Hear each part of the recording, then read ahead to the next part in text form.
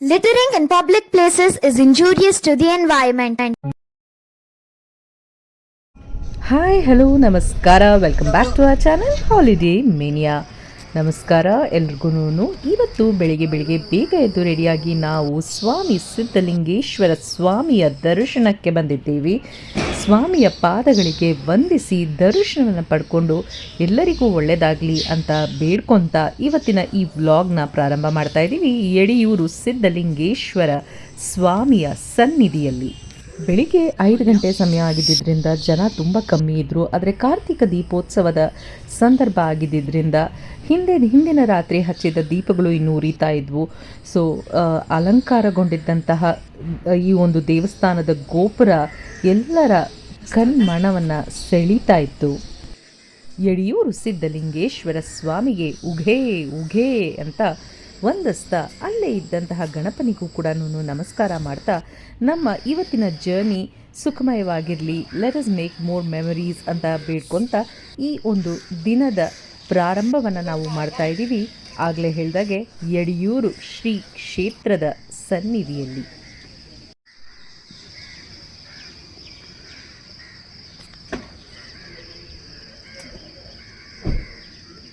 ಎದುರುಗಡೆ ಆಕಾಶ ನೋಡಿ ಎಷ್ಟು ಸುಂದರವಾಗಿ ಕಾಣಿಸ್ತಾ ಇದೆ. ಈ ನಮ್ಮ ಪಯಣ ಮಂಗಳೂರಿನ ಕಡೆಗೆ. ಮಂಗಳೂರಿನ ಕಡಲ ತೀರಗಳು ನಮ್ಮನ್ನು ಕೈ ಬೀಸಿ ಕರೀತಾ ಇದೆ ಅಂತ ಅನಿಸುತ್ತೆ. ಅದಕ್ಕೆ ಸ್ವಾಮಿ ಕೊರಗಜ್ಜ ನಮ್ಮನ್ನು ಕರೆಸ್ಕೊತಾ ಇದ್ದಾರೆ. ದರ್ಶನ ಮಾಡಿಕೊಂಡು ಬರೋಣ ಬನ್ನಿ.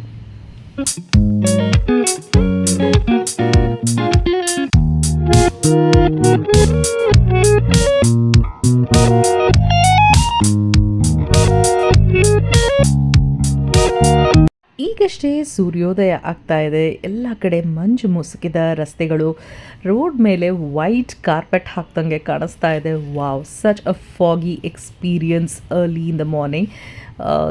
ಡಿಸೆಂಬರ್ಗೆ ಹೇಳಿ ಮಾಡಿಸಿದಂತಹ ಎಕ್ಸ್ಪೀರಿಯನ್ಸ್ ಇದು. ರಸ್ತೆಗಳು ಸ್ವಲ್ಪ ಖಾಲಿನೇ ಇತ್ತು. ಬೆಳಿಗ್ಗೆ ಬೇಗ ಎದ್ದಿದ್ದರಿಂದ ಹೊಟ್ಟೆ ಸಿಕ್ಕಾಪಟ್ಟೆ ಹಸಿತಾ ಇತ್ತು.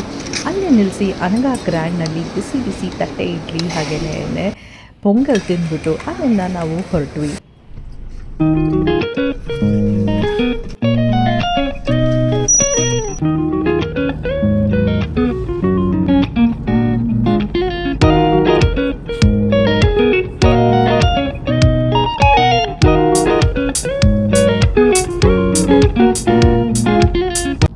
ರಸ್ತೆ ಉದ್ದಕ್ಕೂ ಹಚ್ಚ ಹಸಿರು ನಮ್ಮ ಕಣ್ಣಿಗೆ ತಂಪು ಎರಗ್ತಾ ಇತ್ತು.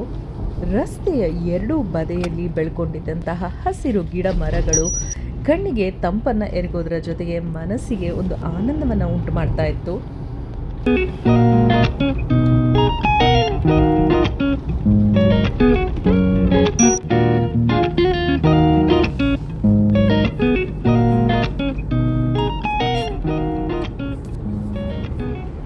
ಬನ್ನಿ ಸ್ವಾಮಿ ಕೊರಗಜ್ಜನ ದರ್ಶನವನ್ನು ಮಾಡ್ಕೊಂಡು ಬರೋಣ. ಇದು ಶ್ರೀ ಕ್ಷೇತ್ರ ಸ್ವಾಮಿ ಕೊರಗಜ್ಜನ ಸ್ಥಳ. ಮಂಗಳೂರಿನ ಕುತಾರಲ್ಲಿ ಬೀಡೂರಿರುವ ಸ್ವಾಮಿ ಕೊರಗಜ್ಜನ ಪವಾಡದ ಪುಣ್ಯ ಕ್ಷೇತ್ರ ಇದು. ಇಲ್ಲಿ ನಿಮಗೆ ವಿಡಿಯೋಗ್ರಫಿ ಮತ್ತು ಕ್ಯಾಮರಾ ಮೊಬೈಲ್ಗಳನ್ನು ಒಳಗಡೆ ಅಲೌಡ್ ಇಲ್ಲ. ಹಾಗೆಯೇ ಇಲ್ಲಿ ನಿಮಗೆ ಅಜ್ಜನಿಗೆ ಅರ್ಪಿಸೋದಕ್ಕೆ ಅಂತ ಚಕ್ಲಿ, ವೀಳ್ಯದೆಲೆ, ಅಡಿಕೆ ಮತ್ತು ಮದ್ಯ ಇದು ನಿಮಗೆ ಪ್ಯಾಕೆಟ್ಗಳಲ್ಲಿ ಸಿಗುತ್ತೆ. ನೀವು ಅದನ್ನು ಕೊಂಡ್ಕೊಂಡು ತೊಗೊಂಡು ಹೋಗಿ ಅಜ್ಜನಿಗೆ ಅರ್ಪಿಸಬಹುದು. ಹಾಗೆಯೇ ಅಜ್ಜನನ್ನು ನಂಬಿ ಅಜ್ಜನಲ್ಲಿ ಭಕ್ತಿಯಿಂದ ಏನನ್ನೇ ಬೇಡಿಕೊಂಡ್ರೂ ಎಲ್ಲವನ್ನು ಈಡೇರಿಸುವಂತಹ ಒಂದು ದಿವ್ಯ ಶಕ್ತಿಯ ಪೀಠ ಸ್ವಾಮಿ ಕೊರಗಜ್ಜ.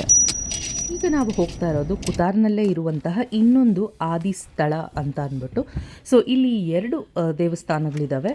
ಒಂದು ಈಗ ನೀವು ನೋಡ್ತಾ ಇರುವಂಥದ್ದು ಚಿತ್ರದಲ್ಲಿ ಏನಿದೆ ಇದು ಮುಖ್ಯ ಪೀಠ ಅಂತ ಕರೀತಾರೆ. ಸೊ ಇಲ್ಲಿ ಕುತಾರ್ನಲ್ಲಿ ಸ್ವಾಮಿ ಕೊರಗಜ್ಜನ ನೆಲೆ. ಹಾಗೆಯೇ ರಕ್ತೇಶ್ವರಿ ತಾಯಿಯ ದೇವಸ್ಥಾನ ಕೂಡ ಇಲ್ಲೇ ಸಮೀಪದಲ್ಲಿ ಒಂದು ಕಡೆ ಇದೆ. ಅದನ್ನು ಆದಿಸ್ಥಳ ಅಂತ ಕರೀತಾರೆ. ಸೊ ಸ್ವಾಮಿ ಕೊರಗಜ್ಜನ ಆದಿಸ್ಥಳಕ್ಕೆ ಇಲ್ಲಿಂದ ನಾವು ಹೋಗೋಣ. ಈ ಸ್ಥಳದಿಂದ ಕೇವಲ 5 ನಿಮಿಷದ ದೂರದಲ್ಲಿ ನಮಗೆ ರಕ್ತೇಶ್ವರಿ ತಾಯಿಯ ದೇವಸ್ಥಾನ ಸ್ವಾಮಿ ಕೊರಗಜ್ಜನ ಆದಿಸ್ಥಳ ಕಾಣಿಸುತ್ತೆ. ಸೊ ಇಲ್ಲಿಗೆ ನಾವು ಆರಾಮಾಗಿ ಗೂಗಲ್ ಮ್ಯಾಪ್ಸ್ನ ಹಾಕ್ಕೊಂಡು ಹೋಗ್ಬೋದು. ಆ್ಯಂಡ್ ಈ ಸ್ಥಳ ಕೂಡ ಸುಮಾರು ವರ್ಷಗಳಿಂದ ನಾನು ಬರ್ತಾ ಇದ್ದೀನಿ. ಬಹಳ ಒಂದು ಮನಸ್ಸಿಗೆ ಶಾಂತಿ ನೆಮ್ಮದಿಯನ್ನು ನೀಡುವಂತಹ ಸ್ಥಳ. ಇಲ್ಲೂ ಕೂಡ ಅಜ್ಜನಿಗೆ ಚಕ್ಲಿ, ವೀಳ್ಯದೆಲೆ, ಅಡಿಕೆ ಹಾಗೆ ಮದ್ಯದ ಅಥವಾ ಎಳನೀರಿನ ನೈವೇದ್ಯವನ್ನು ನಾವು ಮಾಡ್ಬೋದು. ಪ್ರಸಾದವಾಗಿ ನಾವು ಚಕ್ಲಿಯನ್ನು ಸ್ವೀಕರಿಸಿ ಹೊರಗಡೆ ಬರ್ತೀವಿ. ಸಾಮಾನ್ಯವಾಗಿ ನಾವು ಮಂಗಳೂರಿಗೆ ಬಂದರೆ 3 ಕೊರಗಜ್ಜನ ದಿವ್ಯ ಪೀಠಗಳನ್ನು ನಾವು ನಮಸ್ಕಾರ ಮಾಡಿಕೊಂಡು ಹೋಗ್ತೀವಿ. ಸೊ ಈಗ ಮತ್ತೆ ನಾವು ಕಟಿಪಲ್ಲದ ಕಡೆ ಹೋಗ್ತಾ ಇದ್ದೀವಿ. ಸೊ ಬನ್ನಿ, ಕಟಿಪಲ್ಲದ ಸ್ವಾಮಿ ಕೊರಗಜ್ಜನ ಆಶೀರ್ವಾದ ಕೂಡ ಪಡ್ಕೊಂಡು ಬರೋಣ. ಸೊ ಇಲ್ಲೂ ಕೂಡ ಫೋಟೋಗ್ರಫಿ, ವಿಡಿಯೋಗ್ರಫಿ ಅಲೌಡ್ ಇಲ್ಲ. ಸ್ವಾಮಿ ಕೊರಗಜ್ಜ ಕಟಿಪಲ್ಲದಲ್ಲಿ ಪೂಜೆಯ ಸಂದರ್ಭದಲ್ಲಿ ಅಜ್ಜನ ಪ್ರಸಾದವಾಗುತ್ತೆ. ಅದನ್ನು ನೋಡೋದೇ ಒಂದು ರೋಮಾಂಚನಕರವಾದಂತಹ ಒಂದು ವಿಶೇಷ ಭಾಗ್ಯ ಅಂತಲೇ ಹೇಳ್ಬೋದು. ಅಜ್ಜನನ್ನು ನೋಡಿಕೊಂಡು ಈಗ ನಮ್ಮ ಪಯಣ ಸಮರ್ ಸ್ಯಾಂಡ್ಸ್ ಬೀಚ್ ರೆಸಾರ್ಟ್ ಕಡೆಗೆ. ನೀವು ನಮ್ಮ ಹಳೆ ಬ್ಲಾಗಲ್ಲೂ ನೋಡ್ಬೋದು. ನಾವು ಕೊರಗಜ್ಜನನ್ನು ನೋಡೋದಕ್ಕೆ ಬಂದಾಗ ಆಗಲೂ ಕೂಡ ನಾವು ಸಮರ್ ಸ್ಯಾಂಡ್ಸ್ ಬೀಚ್ ರೆಸಾರ್ಟಲ್ಲೇ ಉಳ್ಕೊಂಡಿದ್ವಿ. ಈ ಸಲ ಕೂಡ we have opted to stay in summer sands beach resort. ಉಳ್ಳಾಳದ ಹತ್ರ ಬರುವಂತಹ ಈ ಒಂದು beach resort, it has a very beautiful peaceful landscape. ಸುತ್ತಲೂ ಗಿಡ ಮರಗಳು ಮತ್ತು ನಿಮ್ಗೆ ಇಲ್ಲಿ ಪಿಕಾಕ್ ಸೌಂಡ್ಸ್ಗಳು, ಆಗಾಗ ಡಿಫ್ರೆಂಟ್ ವೆರೈಟಿ ಆಫ್ ಬರ್ಡ್ಸ್ಗಳು ಕಾಣಿಸ್ಕೊತವೆ. And hey guys, good evening from Mangalore. Ullal beach ಹತ್ರ ಇದ್ದೀವಿ. ಸೊ ವಿ ಆರ್ ರೈಟ್ ನಾವ್ in the summer sands beach house. So ಈ ಒಂದು ರೆಸಾರ್ಟ್ನ ಮತ್ತೆ ಬುಕ್ ಮಾಡ್ಕೊಂಡ್ವಿ. ಲಾಸ್ಟ್ ಇಯರ್ ಕೂಡ ಇದೇ ಜಾಗಕ್ಕೆ ಬಂದಿದ್ವಿ. And it's very green and ಸಿರೀನ್.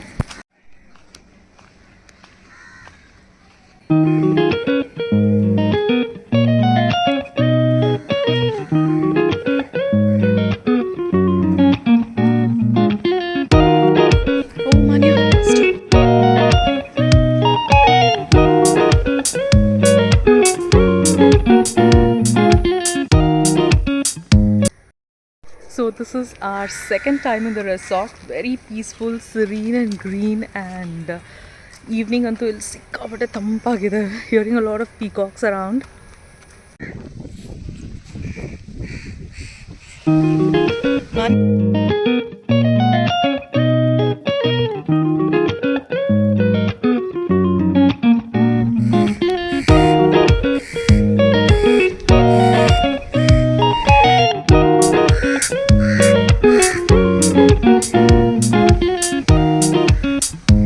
ಬೀಚ್ನಲ್ಲಂತೂ ಸೂರ್ಯಾಸ್ತದ ಸಂದರ್ಭ ವರ್ಣಿಸೋದಕ್ಕೆ ಪದಪುಂಜಗಳೇ ಸಾಲೋದಿಲ್ಲ. ಎಷ್ಟು ಸುಂದರವಾದಂತಹ ಈ ಸಂಜೆಯಲ್ಲಿ ಅಪ್ಪ ಮಗಳಿಬ್ಬರು ತುಂಟಾಟ ಆಡ್ತಾ ಅವ್ರದ್ದೇ ಲೋಕದಲ್ಲಿ ಮುಳುಗೋಗಿದ್ರು. ಇವಳು ಅವ್ರನ್ನ ಗೊಳೆಕೊಳ್ಳೋದು, ಅವ್ರು ಇವಳನ್ನ ಗೊಳೆಕೊಳ್ಳೋದು, ಇದೇ ನಡೀತಾ ಇತ್ತು ಇವರಿಬ್ಬರದು.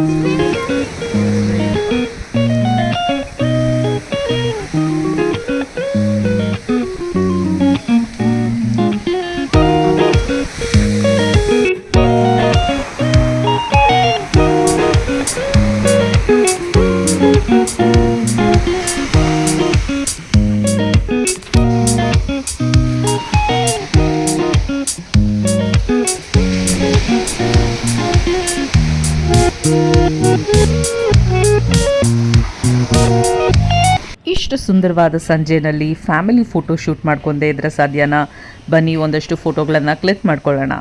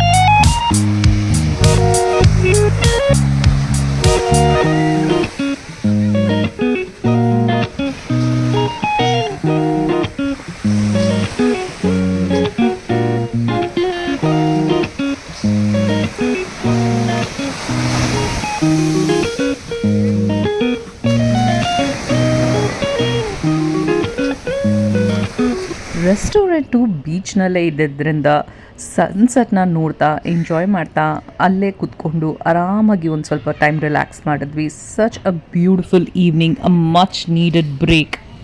ನೀವು ನೋಡಿದರೆ ನಾವು ಕಳೆದ ಸಲ ಮಂಗಳೂರಿಗೆ ಬಂದಾಗೂ ಇದೇ ಜಾಗದಲ್ಲಿ ಉಳ್ಕೊಂಡು ಈ ಜಾಗದಿಂದ ನಿಮಗೆ ಸನ್ಸೆಟ್ ವ್ಯೂಸ್ ತುಂಬಾ ಚೆನ್ನಾಗಿರುತ್ತೆ. ತುಂಬ ಸೆಕ್ಲೂಡೆಡ್ ಆದಂತಹ beach area. It's a private beach area ಕೂಡ. ಸೊ ರೆಸಾರ್ಟ್ಗಿಂದ ನಿಮಗೆ ಎಂಟ್ರೆನ್ಸ್ ಇರೋದ್ರಿಂದ ಜನ ಕೂಡ ಕಮ್ಮಿ ಇರ್ತಾರೆ. ಲೋಕಲ್ ಕ್ರೌಡ್ ಇರೋದಿಲ್ಲ, ರೆಸಾರ್ಟ್ ಅವ್ರು ಮಾತ್ರ ಇರ್ತಾರೆ. ಅಂದರೆ ಇಲ್ಲಿ ಮದುವೆ ನಡೀತಾ ಇತ್ತು ಇವತ್ತಿನ ದಿನ, ಅದರಿಂದ ಸ್ವಲ್ಪ ಜನ ಜಾಸ್ತಿ ಇದ್ದರು. But still a very peaceful environment.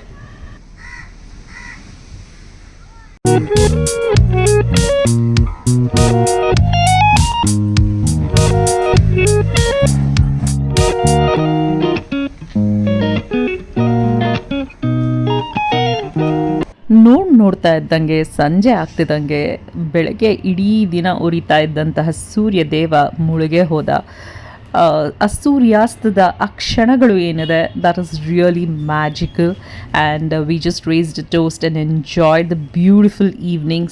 ಸಿಕ್ಕಾಪಟ್ಟೆ ಚೆನ್ನಾಗಿತ್ತು the experience at Summer Sands. And this candle light dinner arrangement was the best.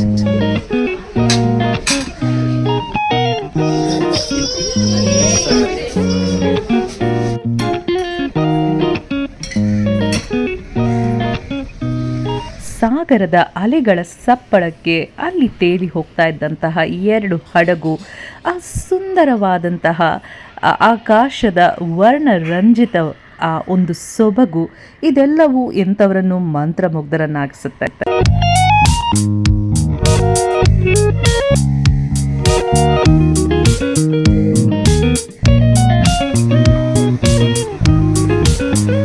ಸುಮಾರು ಹೊತ್ತು ಬೀಚ್ನಲ್ಲಿ ಕೂತು ಅಲೆಗಳ ಸಪ್ಪಳವನ್ನು ಆಲಿಸ್ತಾ ವರ್ಣರಂಜಿತ ಆಗಸದತ್ತ ಕಣ್ಣು ಹಾಕ್ತಾ, ಹಾಗೆಯೇ ಅಲ್ಲಿ ಮಾಡಲಾಗಿದ್ದಂತಹ ಕ್ಯಾಂಡಲ್ ಲೈಟ್ ಡಿನ್ನರ್ ಸೆಟಪ್, ಆ ರೆಸ್ಟೋರೆಂಟ್ನ ವೈಬ್ಸ್, ಅಲ್ಲಿದ್ದಂತಹ music, wow, the entire environment just created goose bumps. It was a very beautiful experience.